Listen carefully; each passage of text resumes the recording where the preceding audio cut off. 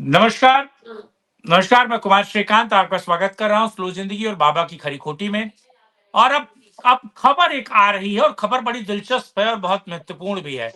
दरअसल राहुल गांधी पर young India के मामले में एक और एफआईआर दर्ज हुई है। और आपको पता है नेशनल हेराल्ड के मामले में राहुल गांधी जमानती हैं, जमानती की यानी कि जमानत पे बाहर है, जेल जाने से बच रहे हैं और सुप्रीम कोर्ट से लेकर हाई कोर्ट तक दौड़ भाग करने के बाद जो सलाखें होती है उससे बचने की कोशिश राहुल गांधी की थी। और अब एक नई एफआईआर राहुल गांधी को क्या वाकई जेल यात्रा करवा देगी? क्योंकि ये नई एफआईआर अपने आप में बहुत कुछ कहती है और नेशनल हेराल्ड का मामला भी बहुत महत्वपूर्ण है। और यंग इंडिया के मामले में जो ये दूसरी एफआईआर दर्ज हुई है, इसके क्या निहितार्थ हैं? क्या राहुल गांधी का जेल जाना तय है? और इस बीच जब एक दिन बाद कहा जाए कि संसद का सत्र चलने वाला है और संसद के सत्र को लेकर ये कहा जा रहा है कि बवाल मचाएगी कांग्रेस, और कांग्रेस कहा जाए कि दिसंबर के सेकंड वीक में दिल्ली के रामलीला मैदान पर वोट चोरी वाला एक रैली करने वाली है। तो क्या उनकी हवा रैली से पहले निकल गई? क्या मुंह दिखाएंगे राहुल गांधी? जरा इसको समझने की कोशिश करते हैं। मैं आपको बताऊं कि परिवार सहित राहुल गांधी भारत में नहीं है, विदेश घूम रहा है। तो इसके पीछे के निहितार्थ क्या है? और आरटीआई ये बताती है कि 65 बार से ज्यादा वो एक साल में विदेश की यात्राएं करते हैं। तो वो जो पार्ट टाइम पॉलिटिशियन है और वो जो चश्मो चिराग है नेहरू गांधी खानदान का, उसकी क्या वाकई अब बुरे दिन शुरू हो रहे हैं? हमारे साथ सीनियर जर्नलिस्ट विनोद कुमार शुक्ल मौजूद हैं। विनोद जी, आपका बहुत बहुत स्वागत है। जय श्री राम। किस तरीके से देख रहे हैं और पूरी खबर क्या है? और जरा दर्शकों को बताइएगा कि ये नेशनल हेराल्ड का केस क्या है? देखिए, नेशनल हेराल्ड का केस जो है वो ये है कि जो एसेट्स थे उसको अ, म, बेचा गया है और मतलब उसको अगर टेक्निकली समझने की कोशिश कीजिए कि नेशनल हेराल्ड का केस जो है वो सपोज कीजिए कि कोई एक प्रॉपर्टी है। उस प्रॉपर्टी को खरीदने के लिए एक तीसरे व्यक्ति से लोन लिया जाता है और लोन लेकर के वो प्रॉपर्टी खरीदी जाती है। उसके बाद वो लोन जो है वो वेव ऑफ कर दिया जाता है और 100 रुपए की प्रॉपर्टी 1 रुपए में खरीदी जाती है। इस तरह का वैसा ही मामला है। अगर उसको एक लाइन में करें तो जैसे अ, एक राहुल गांधी की पेंटिंग राजीव गांधी की पेंटिंग 1.5 करोड़ में बिकी थी, जिसकी बेनिफिशियरी प्रियंका गांधी थी। ये इसी तरह का वो है। बहुत टेक्निकल मामला है, इसलिए इस सिंपल से समझाने की कोशिश कर रहा हूँ। 2000 करोड़ का मामला है। 2000 करोड़ की यंग इंडिया की एसेट है, जिसमें सोनिया गांधी और राहुल गांधी दोनों एक्यूज्ड हैं। दोनों पर आरोप है, दोनों के खिलाफ मुकदमा है, दोनों लोग जमानत पर हैं। और ये अभी एक नई एफआईआर जो है दिल्ली की पुलिस की इकोनॉमिक ऑफेंस विंग ने वो एफआईआर दायर किया है। उसके तहत मामला जो है वो उलझेगा। तो उलझने का मतलब ये है कि फिर एक बार जमानत करनी पड़ेगी और उसके बाद किसी भी समय इनके देखिए, एक और बात जानिए, जिस तरह के भ्रष्टाचार का मामला है, शायद अगर ये गांधी परिवार से ताल्लुक ये लोग नहीं रखते होते तो कम से कम 1-2 दिन के लिए तो जेल गए ही होते। लेकिन चूंकि बड़ा रसूख वाला परिवार है और इनकी गिरफ्तारी के पॉलिटिकल मायने होंगे। जब सीबीआई ईडी पूछताछ के लिए बुलाती है तो पूरा दिल्ली कांग्रेस ठप कर देती है। तो आप समझ लीजिए कि अगर गिरफ्तार हो जाएंगे तो क्या हाल होगा। तो ये इस तरह का मामला है। लेकिन दूसरी बात यह है कि ये सारी कार्यवाही, जहां तक मेरी जानकारी है, सुब्रमण्यम स्वामी ने जो डॉक्यूमेंट्स उपलब्ध कराए हैं अदालतों को, पुलिस को, और जो है उसके बाद ये किया गया है। तो ये इस तरह का मामला है इसमें। और ये एक और बात जान लीजिए कि ये एफआईआर जो है जब पहली बार दायर हुए थे तो यूपीए के सरकार के दौरान, मतलब ये 2014 से पहले के एफआईआर है। तो उसमें ये भी ये कहना कि नहीं, भारतीय जनता पार्टी की जब से सरकार आई है तब से उनको इस तरह की मतलब इस तरह का कार्रवाई की जा रही है, ऐसा नहीं है। ये वो तो मामले कोर्ट के सारे कहने पर हुई थी ना विनोद जी, मुझे लगता है बिल्कुल। कोर्ट में जब सुब्रमण्यम स्वामी गए थे तब एफआईआर दर्ज हाँ हुई हाँ थी ना, हाँ हाँ कोर्ट ने हाँ, बिल्कुल आदेश दिया बिल्कुल। था। हाँ जी। हाँ हाँ, तो इस तरह का मामला भी नहीं है कि किसी के मतलब भारतीय जनता पार्टी की सरकार आने पर है।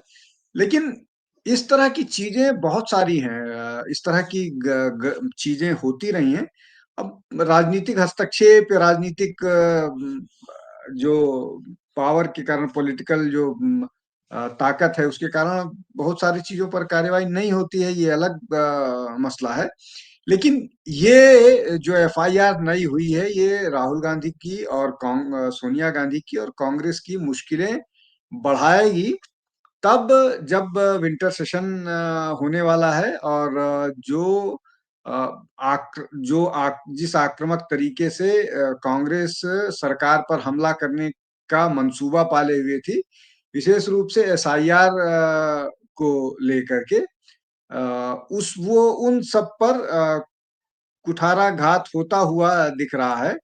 तो ये मुझे लगता है कि एक कांग्रेस के लिए चिंता वाली बात है। इसमें एक और चीज जो बात निकल करके आ रही है कि रेड फोर्ट को लेकर के भी, रेड फोर्ट हमले को लेकर के भी कुछ ये लोग कर सकते हैं पार्लियामेंट में। हालांकि एसआईआर के कारण ये संसद चलने नहीं देंगे, ये तो तय है कि एसआईआर के कारण। और अभी हालांकि बढ़ा दिया गया है उसको 1 हफ्ते के लिए, एसआईआर का जो पूरी प्रक्रिया है। लेकिन ये इनके पास और कोई मौका है नहीं। ये एसआईआर वाले मामले को उठाएंगे और रेड फोर्ट वाले हमले को उठाएंगे। चाइना को लेकर भी कोई मामला है इनके दिमाग में जो वे उठाना चाह रहे हैं। लेकिन इनको इस वाले मामले पर भी जवाब देना होगा।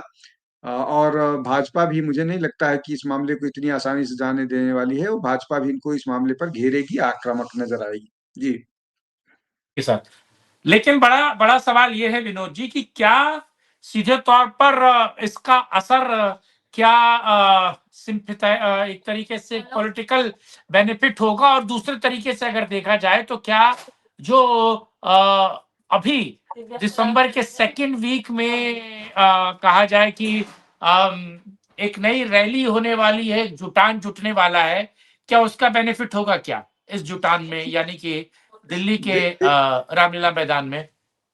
देखिए श्रीकांत जी, इस पे इसको आप इसके दो तीन पहलू हैं। पहली बात ये कि एसआईआर को लेकर के जिस तरह से कैंपेन राहुल गांधी चला रहे थे, उसका असर उनको बिहार चुनाव में नजर आना चाहिए था, जो नहीं नजर आया, और बल्कि उसका उल्टा असर पड़ा। तो एक तो ये बात है। दूसरी बात ये है कि बहुत सारे इनके अपने अलायंस पार्टनर्स ही जब ये एसआईआर के खिलाफ बोल रहे थे, उसी समय विरोध कर रहे थे कि एसआईआर को चुनावी मुद्दा आप मत बनाइए, और चुनावी मुद्दा बनाइएगा तो आपके पास इस तरह के ना प्रूफ है ना तर्क हैं। और कई के बार तो जो जो तीन वो प्रेस कॉन्फ्रेंसेस हुई थी, एक परमाणु बम था, दूसरा हाइड्रोजन बम था, एक परमाणु बम और हाइड्रोजन बम के बीच का कुछ था जिसकी जानकारी मुझे नहीं है, मतलब मैं उस शब्द को नहीं जानता है क्या था वो। तो ये तीन प्रेस कॉन्फ्रेंसेस की थी। तीनों प्रेस कॉन्फ्रेंसेस में सरकार को कटघरे में खड़ा करने की कोशिश राहुल गांधी ने की थी, और वो खुद कटघरे में नजर आए। ये दूसरा पक्ष हो गया श्रीकांत जी। तीसरा पक्ष ये है कि जो 14 तारीख की रैली राहुल गांधी और ने, या कह लीजिए कि कांग्रेस ने बुलाई है, उसमें विपक्ष के और कौन लोग शामिल हो रहे हैं। आजकल विपक्ष के लोग राहुल गांधी के इस तरह से के जो निर्णय हैं, उन निर्णयों पर बड़े मतलब जिसको बोलते हैं कि बहुत सशंकित रहते हैं कि ये कहीं उल्टा ना पड़ जाए, इसलिए कि ये सारे उल्टा उल्टा पड़ रहे हैं। अब जो अखिलेश हैं, वो सीधे स्टालिन से बात करते हैं। अखिलेश सीधे ममता बनर्जी से बात करते हैं, जबकि उनका अलायंस वो है कांग्रेस के साथ था उत्तर प्रदेश में लोकसभा चुनाव में। ऐसे ही और भी बहुत सारे लोग हैं जो अब थोड़ा सा कन्नी ये भी काटने लगे हैं। हालांकि अभी जो विधायक दल की बैठक हुई थी, उसमें कांग्रेस बिहार में कांग्रेस के विधायक नहीं शामिल हुए। तो ये कॉन्ट्राडिक्शन जो है, विरोधाभास जो है, वो बने रहेंगे श्रीकांत जी। और 14 तारीख को और स्पष्ट हो जाएगा। अब उसमें महत्वपूर्ण बात यह है कि 14 तारीख को संसद का सत्र रहेगा और ज्यादातर पार्टी के बड़े नेता दिल्ली में रहेंगे। देखना यही महत्वपूर्ण होगा कि उस रैली में कितने लोग शामिल होते हैं, कितने लोग का मतलब ये कि नॉन कांग्रेस जो विपक्ष है, मतलब नॉन बीजेपी के पॉलिटिकल पार्टीज हैं, जो एनडीए से अलग जो जो भी घटक दल हैं, उनमें से उसमें से दो बीजेडी और जो आंध्र प्रदेश की जगन की पार्टी है, वो तो वैसे ही शामिल नहीं होंगे। बाकी और कितने लोग उसमें, तेलुगु देशम पार्टी भी नहीं होगी। गुरुजी टीएमसी शामिल होगी कि नहीं होगी? मैं टीएमसी मैं सबसे मैं बड़ा मैं सवाल यही है। मैं हाँ, मैं वही कह रहा हूँ। हाँ, टीएमसी तो वैसे भी राहुल गांधी के नेतृत्व को लगातार प्रश्न चिन्ह करती हाँ, रहती है। तो मुझे बहुत संदेह हम्म, है कि टीएमसी शामिल होगी कि नहीं होगी। लेकिन मैं वही कह रहा हूँ कि और कौन कौन से राजनीतिक दल शामिल होंगे, ये जानना समझना होगा, देखेंगे जब 14 की रैली होगी तो। जी श्रीकांत। ठीक। विनोद सर, आपने समय दिया और इस मुद्दे को बहुत बेहतर तरीके से समझाया, उसके लिए आपका बहुत बहुत धन्यवाद। विनोद जी के साथ मिलेंगे किसी और मुद्दे पर, करेंगे राष्ट्रहित में एक और चर्चा। तब तक के लिए जय हिंद, जय भारत, वंदे मातरम, नमस्कार, जय श्री नमस्कार। राम।